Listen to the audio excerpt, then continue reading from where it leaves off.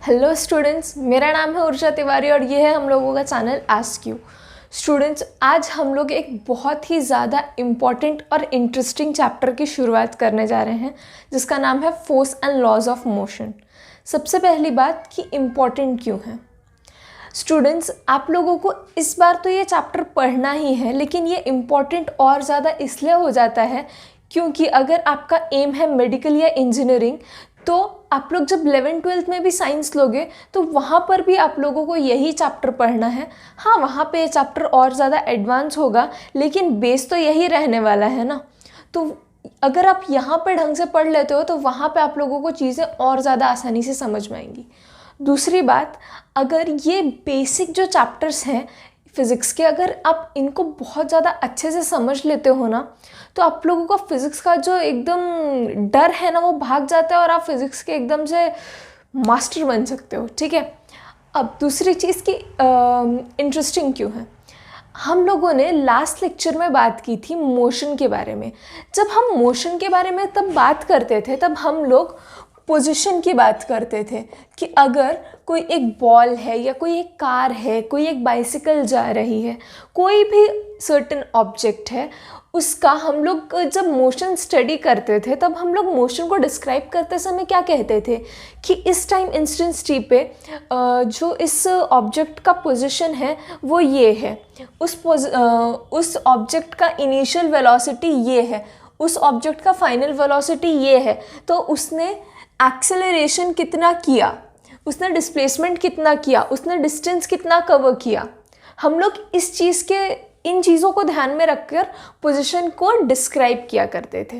लेकिन एक क्वेश्चन मैं आप लोगों से पूछूंगी कि जैसे यहाँ पर एक बॉल रखा हुआ है, इसका मास डिफाइंड है, इसका इनिशियल और फाइनल वेलोसिटी हम लोगों को पता है, हम लोगों को ये चीज़ पता है कि इसने पोजीशन ए से ये गया पोजीशन बी के ऊपर। ठीक है, यानी क्या, इसने कुछ ना कुछ अपनी पोजीशन चेंज की, इसने कुछ ना कुछ मोशन परफॉर्म किया।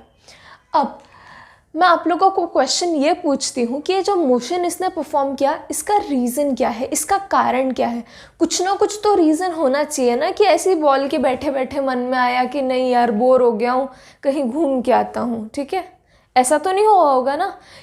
ये जो इसने मोशन परफॉर्म की है, इसके पीछे कुछ ना कुछ कारण रहा होगा। या तो हवा चली होगी, अगर बहुत हल्का बॉल है तो हवा से मूव हुआ होगा, या अगर ये बॉल स्लोप पे रखा हुआ है किसी ने तो वहाँ से वो घसड़ के नीचे गया होगा, या किसी ने आकर उसको फेंका होगा, या अगर फुटबॉल है तो किसी ने किक किया होगा, कुछ तो हुआ होगा तभी ये बॉल मूव किया ना। अब यहाँ पर हम लोगों को पता है कि इस बॉल के ऊपर कुछ ना कुछ फोर्स लगी होगी, लेकिन पहले के टाइम पे जब हम लोगों को ये फोर्स, ये चीज़ पता नहीं थी, तब के टाइम पे जो साइंटिस्ट थे उन्होंने बहुत ज़्यादा सोचा, सेंचुरीज तक उनके जो खोजबीन थी वो शुरू रही, जो उन्होंने बहुत ज़्यादा इस बारे में सोचा कि क्या होता होगा, कि क्यों मोशन परफॉर्म होती है, ये जो मोशन होता है इसका रीज़न क्या होता है, जो कारण है इस मोशन के पीछे, उस कॉज का नेचर कैसा होता होगा। ऐसे कई सारे सवाल हमारे साइंटिस्ट को परेशान करते रहे। लेकिन आज हम लोगों को पता है कि इस चीज़ का कारण क्या है, इस चीज़ का रीज़न है force. Now what is force, हम लोगों ने स्टैंडर्ड 8th में और कई बार हम लोगों ने फोर्स जब हम लोग डिस्क्राइब करते हैं तो हम लोग क्या बोलते हैं, हम लोगों ने 8th स्टैंडर्ड में स्टडी किया था कि पुश या पुल को, पुश और पुल ही क्या होता है, फोर्स होता है। तो जब हम किसी बॉल को हिट करते हैं, डोर को पुश करते हैं, पुल करते हैं, तो हम क्या कर रहे हैं, हम उस ऑब्जेक्ट पे कोई एक्सटर्नल एफर्ट लगा रहे हैं। उसी एक्सटर्नल एफर्ट को हम नाम देते हैं फोर्स का। ठीक है, एनी एक्सटर्नल एफर्ट, समझ रहे हो इस बात को, जो हम लोग किसी भी ऑब्जेक्ट पर लगाते हैं, किस लिए लगाते हैं, to change its state of motion. अब स्टेट ऑफ मोशन का यहाँ पर मतलब क्या है, स्टेट हम लोगों ने पिछले चैप्टर में स्टडी किया था कि एक तो रेस्ट होता है, एक तो मोशन होता है। तो रेस्ट से मोशन में लाने के लिए या मोशन से रेस्ट में लाने के लिए। अगर यहाँ पर बॉल ये रुकी हुई है तो मैं आकर इसको किक मारती हूँ, यानी क्या किया मैंने, रेस्ट से इसको मैंने मोशन में लाया, तो भी मैंने इस पर फोर्स लगाया। या फिर अगर एक बॉल आ रही है मेरी तरफ और मैंने उस बॉल को रोक लिया, तो मैंने क्या किया, उसको मोशन से रेस्ट में लाया, मोशन की स्टेट से मैंने उसको रेस्ट की स्टेट में लाया। कैसे लाया, फोर्स लगा करके। तो जो हम लोग फोर्स लगाते हैं, जो एक्सटर्नल एफर्ट है, वो किस काम आता है, to change state of motion or tend to change state of motion. वो करता है या वो करने की कोशिश करता है, ठीक है। या फिर हम लोग किसी ऑब्जेक्ट का डायमेंशन चेंज करने के लिए भी फोर्स का यूज़ करते हैं। जैसे कि अगर ये बॉल है, स्पंज का बॉल होता है, पता है, येलो कलर का, तो उसको हम लोग क्या करते हैं, उसको हम लोग ऐसे दबा करके देखते हैं, कंप्रेस करके देखते हैं, उस पर हम लोग फोर्स लगाते हैं, तो वो क्या होता है, उसका अगर ये ऐसा गोल बॉल है तो वो ऐसा कुछ चपटा सा हो जाता है, ऐसा ओवल शेप का थोड़ा सा, तो यानी क्या हुआ, उसका डायमेंशन चेंज हुआ। तो ये थी बात बच्चों फोर्स की। एक फोर्स का बेसिक आइडिया ले लो कि अगर यहाँ पर इसी बॉल का एग्जाम्पल हम लोग कंटिन्यू करते हैं कि अगर ये एक बॉल है मास m का और इसने कुछ ना कुछ एक्सेलरेशन गेन किया। सपोज पहले उसकी वेलोसिटी थी u, बाद में उसकी वेलोसिटी हुई v, यानी हम लोगों को पता है इसके पास कुछ ना कुछ एक्सेलरेशन आया।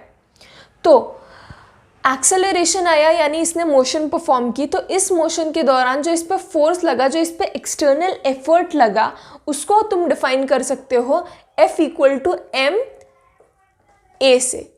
यानी जब हम लोग किसी भी ऑब्जेक्ट का मास और एक्सेलरेशन का प्रोडक्ट करते हैं तो हम लोगों को क्या मिल जाता है, फोर्स मिल जाता है। अब ये चीज़ कैसे आई, क्या है, क्यों आई, ये सारी चीज़ें हम लोग बाद में डिस्कस करने वाले हैं। अभी एक बेसिक सा आइडिया ले लो क्या है फोर्स। फोर्स यानी क्या कहा मैंने कि अगर इस बॉल ने कुछ मोशन परफॉर्म किया तो हमने ऑब्वियस सी बात है कि हमने इस पे कुछ ना कुछ एक्सटर्नल एफर्ट लगाया होगा, कुछ ना कुछ फोर्स हमने लगाया होगा। तो वो फोर्स अगर मुझे पता करना है तो मैं क्या करूँगी, सिंपली उसके मास और एक्सेलरेशन को मल्टीप्लाई कर दूंगी। यहाँ पर जब उसका वेलोसिटी चेंज हुआ यानी उसका एक्सेलरेशन कुछ ना कुछ आया होगा और मास तो ऑब्वियसली होगा ही, ठीक है। तो मैंने उन दोनों का मल्टीप्लिकेशन कर दिया तो मुझे क्या मिल गया, फोर्स मिल गया। अब यहाँ बात कर लेते हैं कि फोर्स का यूनिट क्या होगा। जब भी तुमको किसी चीज़ का यूनिट निकालना है तो क्या करोगे, जिस फिजिकल क्वांटिटी का यूनिट निकालना है उसको एक साइड पे रखोगे और बाकी सारी चीज़ों को, बाकी सारी फिजिकल क्वांटिटीज़ को इक्वल टू के दूसरे साइड पर रख दो। अब यहाँ पर तो ऑलरेडी फोर्स का ही फॉर्मूला है तो यहाँ पर तो सारा कुछ पहले से सॉर्टेड है, लेकिन अगर नहीं है तो उतना बेसिक मैथ तो हम लोगों को आता ही है। अब यहाँ पर क्या कर लोगे तुम, उसके बाद मास का यूनिट kg, एक्सेलरेशन का यूनिट, हम लोगों ने लास्ट चैप्टर में एक्सेलरेशन को बहुत अच्छे से स्टडी किया था। एक्सेलरेशन का यूनिट मीटर/सेकेंड², तो ये आ जाएगा स्टूडेंट्स SI यूनिट, ठीक है। हम लोगों ने लास्ट चैप्टर में यूनिट, सिस्टम ऑफ यूनिट्स के बारे में भी बात की थी। अब इसका CGS यूनिट ऑब्वियसली क्या आ जाएगा, देख लो यहाँ पर, ग्राम सेंटीमीटर/सेकेंड², ये आ जाएगा इसका CGS यूनिट, ठीक है। थोड़ी सी लिखते लिखते मिस्टेक होती है, चलो ठीक है। अब ये जो SI यूनिट में लिखा मैंने किलोग्राम/मीटर/सेकेंड², ये इतना अगर तुम लोगों को लिखने को बहुत ज़्यादा जान पे आ रहा है, अगर तुम लोग आलसी हो तो तुम लोग इस चीज़ को न्यूटन भी लिख सकते हो। क्या है ये, N फॉर न्यूटन। और इस चीज़ को तुम लोग क्या लिख सकते हो, इस चीज़ को लिख सकते हो तुम लोग DYNE, डायन। डायन नहीं, ये क्या है, डाइन है, ठीक है। ओके, अब इसका जो कन्वर्जन है, इसका कन्वर्जन भी करना तुम लोगों को आना चाहिए, क्योंकि जब तुम लोग प्रॉब्लम सॉल्व करते हो तो कई बार हम लोगों को वैल्यूज़ डाइन्स में दी होती हैं, कई बार न्यूटन में दी होती हैं। कन्वर्जन तुम लोगों को आना ही चाहिए। तो इसका कन्वर्जन कैसे आ जाएगा, 1 न्यूटन = 10⁵ डाइन्स, ठीक है। कई बार किलोग्राम वेट में दिया होता है, ग्राम वेट में दिया होता है। प्रॉब्लम्स के अंदर। तो वो चीज़ों के बारे में हम लोग बाद में, जब हम लोग न्यूमेरिकल सॉल्व करेंगे तब हम लोग उनके बारे में ठीक से बात करने वाले हैं। तो अभी मैं आप लोगों को कंफ्यूज नहीं करना चाहूँगी। तो इतना आप लोगों को होप समझ में आ गया होगा कि फोर्स क्या है, एक बेसिक आइडिया तो आप लोगों को मिल ही गई होगी।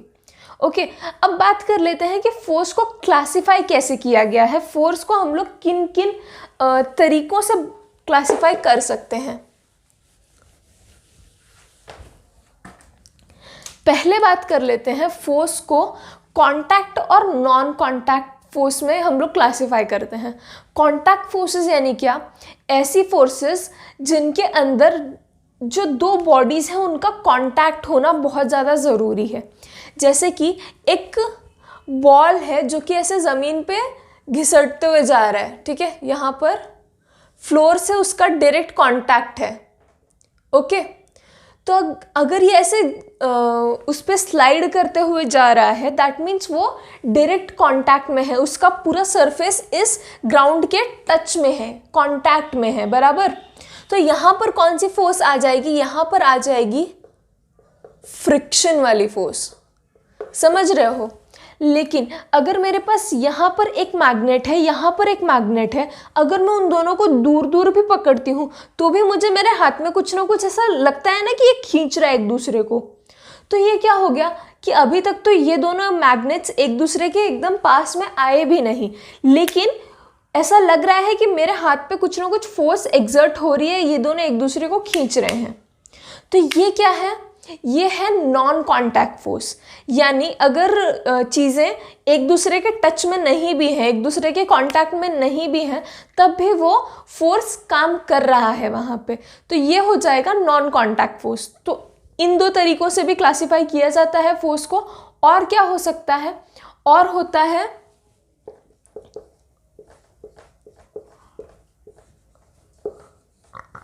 Balanced and unbalanced force. अब बैलेंस्ड और अनबैलेंस्ड क्या? तुम लोगों ने स्कूल में वो खेला है क्या, tug of war? Tug of war कैसा होता है? एक ऐसी लंबी सी रस्सी होती है, यहाँ पर बीच में एक कुछ तो भी ऐसा रिबन जैसा बंधा होता है, और यहाँ से 10 लोग खींच रहे होते हैं, यहाँ से 10 लोग खींच रहे होते हैं, या यहाँ से 5 लोग, यहाँ से 5 लोग, यहाँ से 15 लोग, यहाँ से 15 लोग, अलग अलग होता है। लेकिन यहाँ पे क्या होता है? यहाँ पर एक रिबन बंधा होता है और दोनों लोग अपनी अपनी साइड से खींचते हैं। तो जिसकी साइड में भी जो ज़्यादा ताकतवर लोग होते हैं, अगर यहाँ से खींच लिया उन लोगों ने, ये रिबन उनकी साइड आ गया, तो ये वाले लोग जीत जाते हैं। खेला ही होगा ऑब्वियसली, ठीक है। तो यहाँ पर तुम मान लो कि यहाँ पर जो 10 लोग हैं और यहाँ पर जो 10 लोग हैं, वो लोग इक्वली हट्टे कट्टे हैं, इक्वली स्ट्रांग हैं, उनके पास इक्वल एनर्जी है, सब कुछ इक्वल है, ठीक है। तो क्या होगा कि यहाँ से भी वो उतना ही फोर्स लगाएंगे, यहाँ से भी वो लोग उतना ही फोर्स लगाएंगे। अब जब इक्वल फोर्स लग रहा है तो वो फोर्स कैंसिल हो जाएगा, यानी ये जो रिबन है ये स्टेशनरी रहेगा, ये जहाँ है वहीं पर रहेगा। समझ रहे हो इस बात को कि अगर यहाँ पर एक बॉक्स है, यहाँ से उसको एक इंसान धक्का दे रहा है, यहाँ से एक इंसान उसको धक्का दे रहा है, इक्वल फोर्स लगा रहे हैं दोनों, सपोज 5 न्यूटन, इधर से भी 5 न्यूटन का फोर्स लगा रहे हैं, तो किसी साइड जाएगा क्या बॉक्स? यहाँ वाला जो इंसान है वो इसको इधर डालने की कोशिश कर रहा है, यहाँ वाला जो इंसान है वो इसको इधर पुश करने की कोशिश कर रहा है, लेकिन दोनों कितना फोर्स लगा रहे हैं? दोनों फोर्स लगा रहे हैं 5 न्यूटन और 5 न्यूटन का। तो 5 और 5 तो ऐसे करके कैंसिल हो जाएगा ना। मतलब क्या आ रहा है? यानी जब जब बैलेंस्ड फोर्स लगता है, बैलेंस यानी क्या? जितना यहाँ पे है उतना ही यहाँ पर है। तराजू देखा है ना, तराजू को क्या कहते हैं? बैलेंस कहते हैं। जितने किलो का वो होता है स्टोन या फिर जो भी होता है वो वेट, उतनी ही सब्जी यहाँ पर होती है, तभी वो एकदम से बैलेंस होता है, बराबर।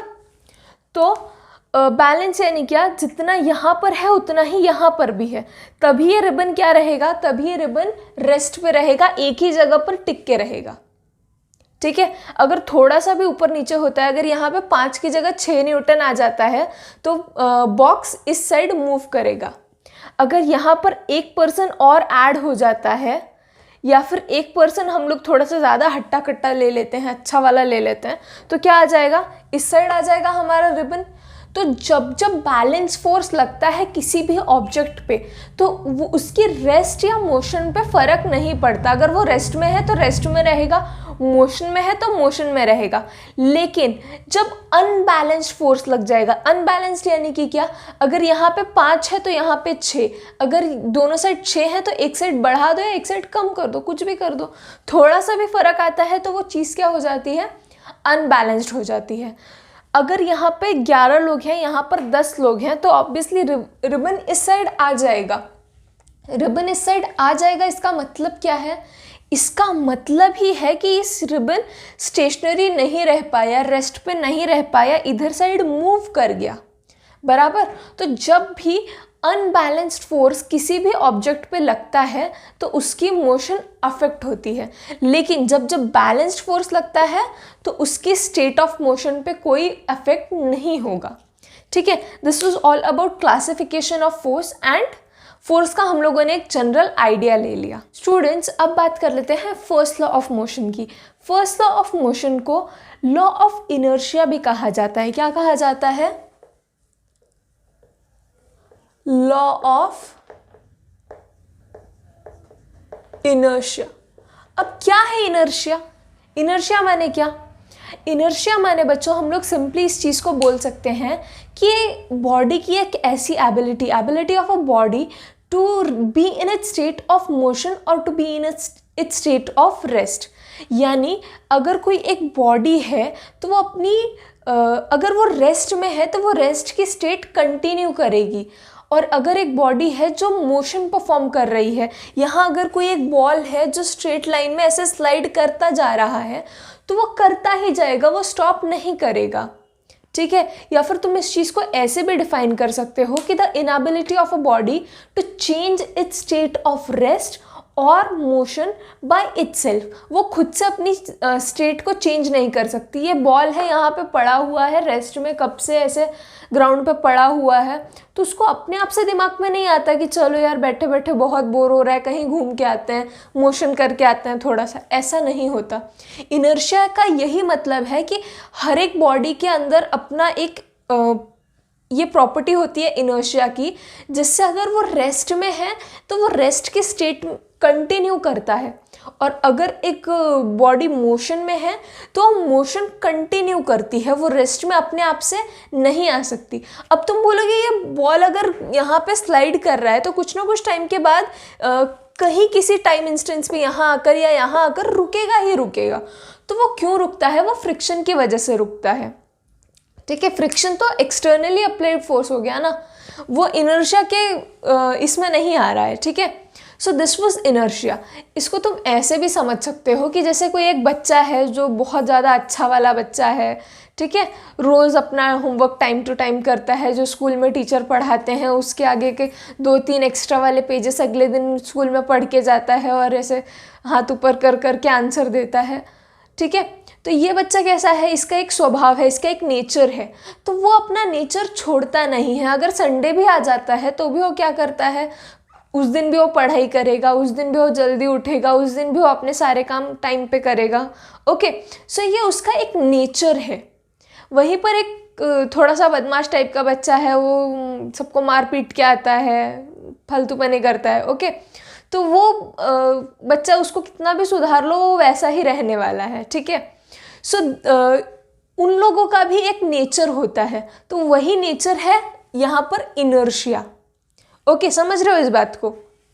अब मैं आप लोगों से पूछती हूँ कि हर एक बॉडी का इनर्शिया एक जैसा होगा क्या। यहाँ पर एक बॉल है, सिमिलरली कहीं पर एक ट्रक होगा, एक क्रिकेट का बॉल है, एक टेनिस का बॉल है, एक फुटबॉल का बॉल है और एक दूसरी किसका बॉल है। ठीक है, समझ लो। तो सारे बॉल्स का जो इनर्शिया है वो एक जैसा होगा क्या, बिल्कुल नहीं। इनर्शिया स्टूडेंट्स एक ऐसी क्वांटिटी है, एक ऐसी प्रॉपर्टी है बॉडी की जो कि डिपेंड करती है उसके मास पे। जितना ज़्यादा मास उतना ज़्यादा इनर्शिया, जितना कम मास उतना कम इनर्शिया। एक बॉल है, उसको तुमको जगह से हिलाना है, तो अगर वो बॉल हल्का होगा, उसका मास कम होगा, तो तुमको कम एफर्ट डालना पड़ेगा। लेकिन अगर एक भारी वाला बॉल है, अगर बड़ा सा बॉल है, तो तुमको ज़्यादा एफर्ट लगाना पड़ेगा उसको मोशन में भी लाने के लिए, या अगर वो मोशन में है तो उसको रेस्ट में लाने के लिए। समझ रहे हो इस बात को? तो जितना ज़्यादा मास उतना ज़्यादा इनर्शिया, जितना कम मास उतना कम इनर्शिया। सारे बच्चे एक लेवल के नहीं होते, कुछ कुछ बच्चे ज़्यादा ज़िद्दी होते हैं। अगर वो बहुत ज़्यादा अच्छा वाला जो बच्चा अभी थोड़ी देर पहले जिसकी बात की हम लोगों ने, अगर मुझे उसको थोड़ा सा बिगाड़ना है तो मुझे कुछ ना कुछ एफर्ट तो करना पड़ेगा। अगर वो बहुत ज़्यादा डिसिप्लिन्ड होगा, बहुत ज़्यादा एकदम बचपन से उसकी आदत है, तो उसको मुझे बिगाड़ने में बहुत ज़्यादा एफर्ट डालने पड़ेंगे। लेकिन अगर वो अभी 2-4 दिन का उसका शुरू हुआ होगा ये सब, कि रोज़ सुबह जल्दी उठना या रोज़ की रोज़ पढ़ाई करना, तो उसका फ्रेंड अगर उसको थोड़ा सा भी बोलेगा, अरे रोज़ की रोज़ नहीं किया तो भी चलता, एग्ज़ाम के 2-4 दिन पहले से भी स्टार्ट किया ना अपन, तो भी हो जाता। अगर उसने ऐसा बोला तो वो तुरंत से मान लेगा। समझ रहे हो इस बात को, कि जिसका डिटर्मिनेशन जितना ज़्यादा उतना उसको एफर्ट लगाना पड़ेगा। ओके, तो यहाँ पर जितना जिसका मास ज़्यादा उतना उसका इनर्शिया ज़्यादा। अब बात कर लेते हैं फर्स्ट लॉ ऑफ मोशन की। फर्स्ट लॉ ऑफ मोशन में भी इनर्शिया की ही बात हो रही है। फर्स्ट लॉ ऑफ मोशन में न्यूटन का जो लॉ है उसमें क्या कहा गया है कि अगर कोई एक ऑब्जेक्ट है वो रेस्ट में है तो वो रेस्ट में ही रहेगा। अगर वो मोशन में है, स्ट्रेट लाइन मोशन परफॉर्म कर रहा है, तो वो मोशन कंटिन्यू करेगा। कब तक? जब तक उसके ऊपर कोई एक्सटर्नल फोर्स अप्लाई नहीं की जाती। समझ रहे हो इस बात को? अगर एक बॉल है वो रेस्ट में पड़ा हुआ है तो वो पड़ा ही रहेगा। कब तक?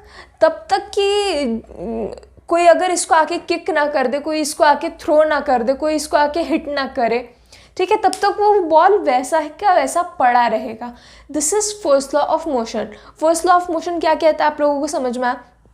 अ body continues to be in its state of rest or of motion unless some external forces applied on it.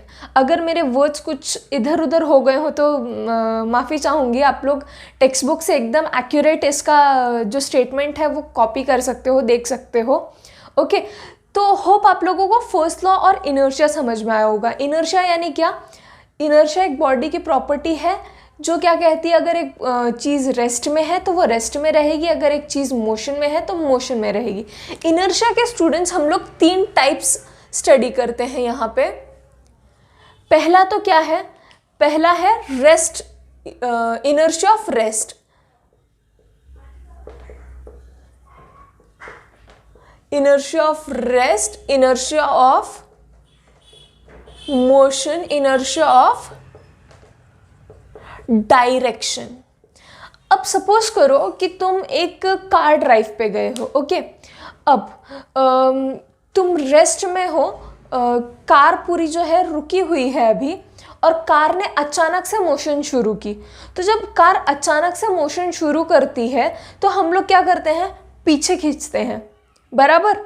तो वो जो पीछे खींचना हुआ, that is example of inertia of rest. यानी अभी तक तुम्हारी बॉडी को क्या था? रेस्ट में रहने की आदत थी। जब वो अचानक से चलती है गाड़ी तो हमारी बॉडी पीछे की तरफ थोड़ा सा मोशन एक्सपीरियंस करती है। एक्चुअली कुछ मोशन होता नहीं है लेकिन हम लोगों को फील होता है बिकॉज ऑफ इनर्शिया। ठीक है, अब अगर गाड़ी चल रही है, कार कुछ ना कुछ मोशन परफॉर्म कर रही है और अचानक से सामने कुछ आ जाता है और ब्रेक अप्लाई करते हैं हम लोग। ठीक है, तो हम लोग क्या करते हैं? ऐसे अचानक हम लोगों को लगता है कि हम लोगों का जो सर है वो आगे की तरफ शिफ्ट हो रहा है, लेकिन ऐसा होता नहीं है। ये किस लिए हम लोगों को ऐसा फील होता है? Because of inertia. जब तुम लोग बस में होते हो या कार में बैठे हुए हो, अचानक से ब्रेक लगाते हैं तो हम लोगों को लगता है कि हम लोग आगे झुक रहे हैं। तो वो ऐसा क्यों लगता है? वो लगता है हम लोगों को इनर्शिया की वजह से। ये किसका एग्जाम्पल था? इनर्शिया ऑफ मोशन का। अगर तुम लोग कार में बैठे हुए हो और अचानक से वो कार जो है टर्न लेती है, इस सामने जा रही है और अचानक से वो एकदम राइट साइड में टर्न लेती है, तो हम लोगों को वहाँ पर भी एक झटका महसूस होता है। तो उस झटके को तुम लोग क्या कह सकते हो, इनर्शिया ऑफ डायरेक्शन कह सकते हो।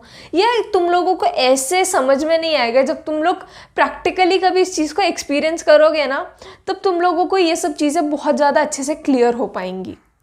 एक और मुझे पता नहीं तुम लोगों ने एक चीज़ देखी है या नहीं, अक्सर ये ट्रिक बहुत सारे लोग करते हैं, क्या कि डाइनिंग टेबल सजा होता है यहाँ पर ऐसे, और यहाँ पर प्लेट रखी होती है, यहाँ पर कुछ ऐसा कांच का बढ़िया सा ग्लास रखा होता है, और यहाँ पर कुछ और फॉर्क नाइफ सब रखा होता है, और ये जो टेबल क्लॉथ होता है ना, इसको एकदम ऐसा झटके से वो इंसान खींचता है, बाकी की सारी चीज़ें क्या होती हैं उसी की उसी जगह पे रहती हैं, सिर्फ टेबल क्लॉथ हमारे हाथ में आ जाता है।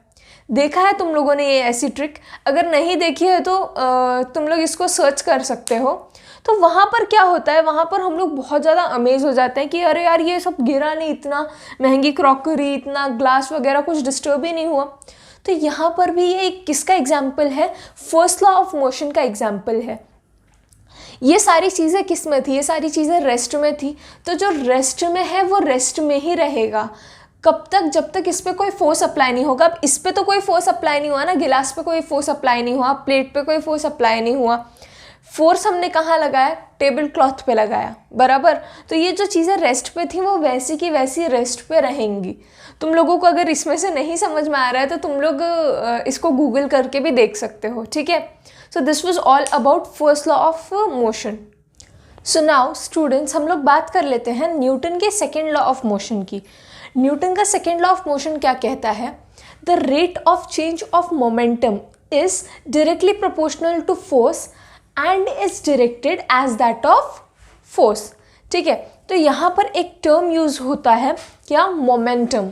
तो हम लोग पहले मोमेंटम को समझने की कोशिश कर लेते हैं। देखो स्टूडेंट्स, जब भी कोई ऑब्जेक्ट है वो कहीं पर हिट कर रहा है या उसका इफेक्ट कहीं पर पड़ रहा है, तो वहाँ पर दो चीज़ें हम लोगों को देखनी पड़ती हैं। पहला क्या है, पहला है उस ऑब्जेक्ट का मास, और दूसरी क्वांटिटी है स्टूडेंट्स उस पर्टिकुलर ऑब्जेक्ट की वेलोसिटी। अगर मुझसे आकर के एक क्रिकेट का बॉल टकराता है या मुझे उससे चोट लगती है, ठीक है, तो पहले तो उसका मास मैटर करेगा कि उसका मास बड़ा है, छोटा है, कैसा है। अगर वो हल्का एकदम वो जो प्लास्टिक वाला बॉल होता है वैसा अगर कोई बॉल रहता है तो ज़्यादा चोट नहीं लगेगी। लेकिन वहीं पे वो जो क्रिकेट के ग्राउंड में वो जो बॉल होता है रेड कलर का या वाइट कलर का समथिंग, अगर उस बॉल से किसी इंसान को लगता है तो उससे बहुत ज़्यादा अफेक्ट होगा। क्यों? क्योंकि उस बॉल का मास जो है वो कंपैरेटिवली ज़्यादा है। अब यहाँ पर दूसरी चीज़ क्या ध्यान में लेनी होती है हम लोगों को, वेलोसिटी। अगर कोई एक चीज़ सिंपली रेस्ट पे है, अगर यहाँ पर रास्ते से हम लोग जा रहे हैं और साइड में एक ट्रक खड़ा हुआ है तो उस ट्रक पर हम लोग ध्यान भी नहीं देंगे। लेकिन अगर हम लोग जा रहे हैं और सामने से एक ट्रक आ रहा है, बहुत धीरे धीरे आ रहा है, बहुत ही ज़्यादा धीरे धीरे, लेकिन हम क्या करते हैं कि हम लोग पहले से दूर से देख लेते हैं कि अरे भाई ट्रक आ रहा है, तो अपन थोड़ा सा ऐसे साइड से चलो। ठीक समझ रहे हो इस बात को? क्यों? क्योंकि जब वेलोसिटी में है वो ट्रक तो वो हम लोगों को कुचल सकता है, उसका मास बहुत ज़्यादा है। तो हम लोगों को दो चीज़ों पर ध्यान देना होता है, मास और वेलोसिटी। तो इसी मास और वेलोसिटी वाले एक फिजिकल क्वांटिटी को न्यूटन ने डिफाइन किया। न्यूटन ने इस फिजिकल क्वांटिटी का हम लोग कह सकते हैं उसके फादर हैं क्या, मोमेंटम, जिसको हम लोग रिप्रेजेंट करते हैं P से। यहाँ पर P जो है, मोमेंटम जो है, वो एक वेक्टर क्वांटिटी है क्योंकि उसके पास मैग्नीट्यूड और डायरेक्शन दोनों हैं। यहाँ पर वेलोसिटी एक वेक्टर है, मास एक स्केलर है और मोमेंटम एक वेक्टर है अगेन, ठीक है। तो यहाँ पर देखो ध्यान दो, हम लोग अलग अलग कंडीशंस बनाने की कोशिश करते हैं। अगर कोई एक ऑब्जेक्ट है जिसका मास क्या है, मास कम है और वेलोसिटी भी कम है, वेलोसिटी कम है, नॉन ज़ीरो है। ज़ीरो है क्या उसकी वेलोसिटी, वो एकदम से रेस्ट पे है क्या? नहीं, कुछ ना कुछ थोड़ी सी माइनर वेलोसिटी है लेकिन है। तो इसका मोमेंटम कुछ ना कुछ नॉन ज़ीरो वैल्यू आएगी जो कि कम ही होगी बट ज़ीरो नहीं होगी। वहीं पे देख लो एक कोई ऑब्जेक्ट है जिसका मास क्या है, बहुत ज़्यादा है।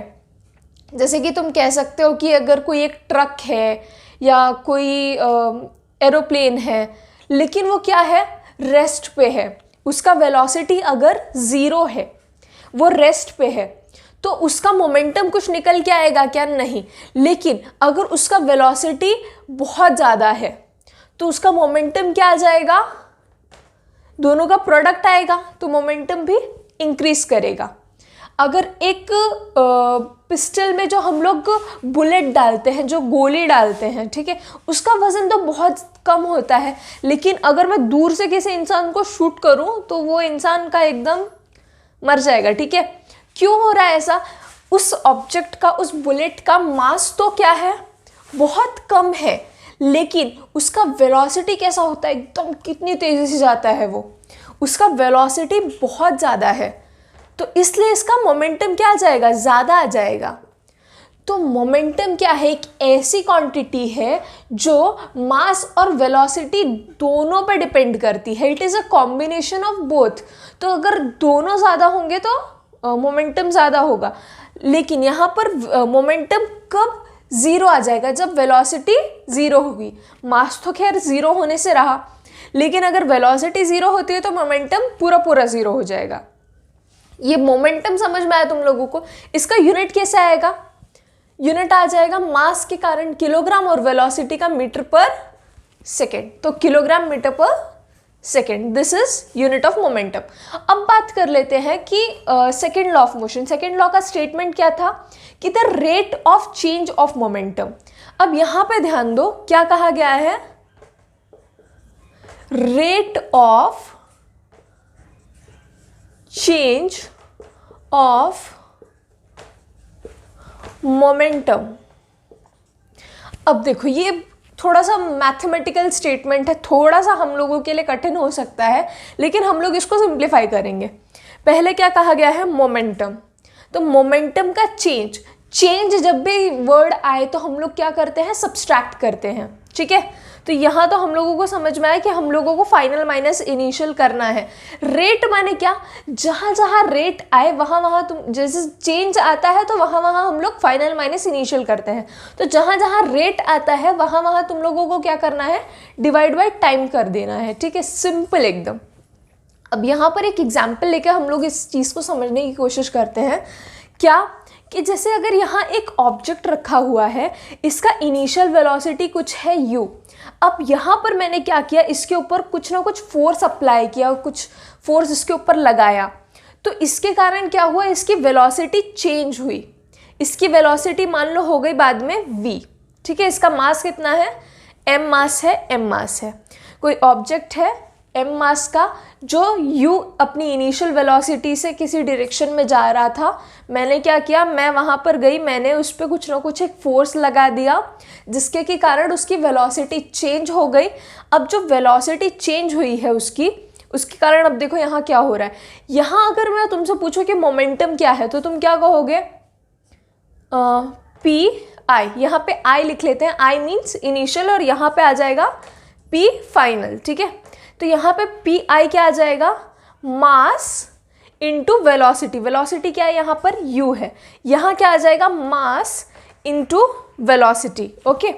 तो P I is M U, P F is M V. इतना समझ में आया।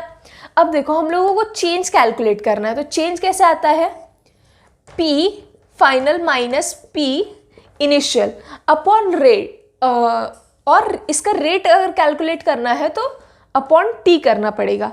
क्या था हम लोगों का statement, rate of change of momentum is directly proportional to force applied, तो ये आ जाएगा फोर्स। अब एक चीज़ मैं आप लोगों से पूछूंगी कि डायरेक्टली प्रोपोर्शनल, इन्वर्सली प्रोपोर्शनल, ये क्या होता है। प्रोपोर्शनैलिटी का सीधा सीधा मतलब तुम ऐसा निकाल सकते हो कि तुम जितनी ज़्यादा पढ़ाई करोगे उतने ज़्यादा तुम्हारे अच्छे मार्क आएंगे। ये क्या हो गया रिलेशन, डायरेक्टली प्रोपोर्शनल। तुम जितनी कम पढ़ाई करोगे उतने ही तुम्हारे कम मार्क्स आएंगे। ये क्या हो गया, डायरेक्टली प्रोपोर्शनल। समझ पा रहे हो इस बात को। कोई इक्वल टू का साइन नहीं है, कोई एकदम हम लोग क्वांटिटी नहीं बता रहे हैं कि तुम कितनी ज़्यादा अच्छी पढ़ाई करोगे तो तुम्हारे कितने ज़्यादा अच्छे मार्क्स आएंगे, ऐसा कह रहे हैं क्या हम लोग? नहीं कह रहे। हम लोग क्या कह रहे हैं, अगर तुम पढ़ाई करोगे तो अच्छे मार्क्स आएंगे, अगर तुम रोज़ एक्सरसाइज करोगे तो तुम फिट रहोगे, हेल्दी रहोगे। ऐसा तो हम लोग नहीं कह रहे ना कि रोज़ इतने आज तुम लोग एक्सरसाइज करोगे, इतने आज साइकिलिंग करोगे, इतने आज तुम लोग वर्कआउट करोगे तो तुम लोग कितने ज़्यादा फिट होगे। कुछ क्वांटिटी नहीं बता रहे, लेकिन हम लोग एक रिलेशन बता रहे हैं। ओके, तो यहाँ पर हम लोगों ने एक रिलेशन डिफाइन कर लिया, लेकिन जब हम लोगों को यहाँ पे प्रोपोर्शनैलिटी का साइन हटा के इक्वल टू का साइन डालना होता है तो हम लोगों को यहाँ पे एक कांस्टेंट डिफाइन करना होता है। तो न्यूटन ने वो कांस्टेंट डिफाइन किया के से। के यहाँ पर अब वैल्यू रख लेते हैं। पी एफ की वैल्यू हमने क्या निकाली है? M V minus P I की value M U by T, ये आ गया इतना। अब यहाँ पर हम लोगों को ये m जो है दोनों इसमें दिख रहा है, दोनों तो हम लोग क्या कर सकते हैं, इसको कॉमन ले सकते हैं। K M equal to V minus U upon T, ऐसे लिख सकती हूँ मैं, बिल्कुल लिख सकती हूँ। ओके, सो अब ये जो v minus U upon T ये टर्म हम लोगों को दिख रही है, ये कहीं देखी हुई सी याद आ रही है, कहीं कुछ याद आ रहा है इसके साथ का? बिल्कुल याद आ रहा है। हम लोगों ने ये पढ़ा था अपने लास्ट चैप्टर मोशन में। क्या था? ये है एक्सेलरेशन का डेफिनेशन, याद है? Change in velocity upon time. बिल्कुल, तो ये क्या आ जाएगा? एक्सेलरेशन आ जाएगा। इसको मैं यहाँ पर सॉल्व कर लेती हूँ। F is K M V। अब सॉरी A, जब न्यूटन ने K का वैल्यू एस्टिमेट करने का कोशिश किया तो न्यूटन को मिला कि K का वैल्यू कितना आ रहा है? 1 आ रहा है। तो मैं यहाँ पर लिख सकती हूँ क्या? F equal to M into A। समझ में आया इतनी चीज़? हम लोगों ने क्या किया, एक बॉडी है जिसका कि मास m है, जो इनिशियल वेलोसिटी u से किसी डायरेक्शन में जा रहा है, उसका कुछ ना कुछ मैंने उसके ऊपर फोर्स जा कर के लगाया तो उसका फाइनल वेलोसिटी v हो गया। अब हम लोगों ने यहाँ पर दो मोमेंटम कैलकुलेट कर लिए, इनिशियल मोमेंटम, फाइनल मोमेंटम। कैसे मोमेंटम कैलकुलेट करते हैं? Momentum is product of m and v। m मतलब मास, v मतलब वेलोसिटी। यहाँ पर mu आ गया, यहाँ पर mv आ गया। अब हमारी स्टेटमेंट क्या है? हमारी स्टेटमेंट है कि rate of change of momentum is directly proportional to force. Okay, तो यहाँ पर हमने P F minus P I upon T कर दिया, इज प्रोपोर्शनल टू एफ कर दिया, वैल्यू रख दी, m कॉमन निकाल लिया। ये चीज़ हम लोगों ने देखी थी फर्स्ट चैप्टर में, तो हमने इसकी वैल्यू रख दी a। फिर उसके बाद k का वैल्यू आ गया हमारा 1, तो इसकी वजह से ये आ गई हमारी ये इक्वेशन आ गया हमारे पास f equal to M A. याद है बच्चों, हम लोगों ने ये स्टेटमेंट एपिसोड के शुरुआत में देखा था, तब मैंने कहा था कि आप लोगों को बाद में मैं एक्सप्लेन करूँगी कि ये स्टेटमेंट कहाँ से आई। तो ये स्टेटमेंट यहाँ से आई थी। Okay, so f equal to M A, this was Newton second law of motion. Okay, so this was all about today's lecture students. आज के इस लेक्चर में हम लोगों ने देखा कि फोर्स क्या है, फोर्स के यूनिट क्या हैं, फोर्स का काम क्या क्या होता है, और इसके अलावा स्टूडेंट्स हम लोगों ने इनर्शिया और मोमेंटम, ये दो नई चीज़ें हम लोगों को सीखने को मिली। इसके अलावा हम लोगों ने स्टूडेंट्स बात की न्यूटन के 3 लॉज ऑफ मोशंस में से हम लोगों ने 2 के बारे में अच्छे से स्टडी किया। बचा हुआ जो 3rd लॉ है स्टूडेंट्स, वो मैं नेक्स्ट वीडियो में आप लोगों को एक्सप्लेन करूँगी। इसके अलावा 3rd वीडियो में हम लोग न्यूमेरिकल सॉल्व करेंगे और कुछ एडिशनल चीज़ें करेंगे, जैसे कि हम लोग पूरा चैप्टर एक बार समराइज़ करेंगे लास्ट चैप्टर की तरह। और अगर आप लोगों को मेरा ये काम अच्छा लगा स्टूडेंट्स, अगर आप लोगों को मेरा जो सिखाना है, मेरी जो मेथड है पढ़ाने की, अगर वो आप लोगों को अच्छी लगी, अगर आप लोगों को समझ में आया, तो प्लीज़ इस चैनल को सब्सक्राइब कीजिए, इस वीडियो को लाइक कीजिए, अपने सारे बाकी के फ्रेंड्स से ये मेरा काम शेयर कीजिए। और अगर जो चीज़ आप लोगों को नहीं समझ में आ रही है, दोबारा वीडियो देखिए, फिर भी ना समझ में आए तो मुझसे आप कमेंट्स में पूछ सकते हैं। Thanks for watching.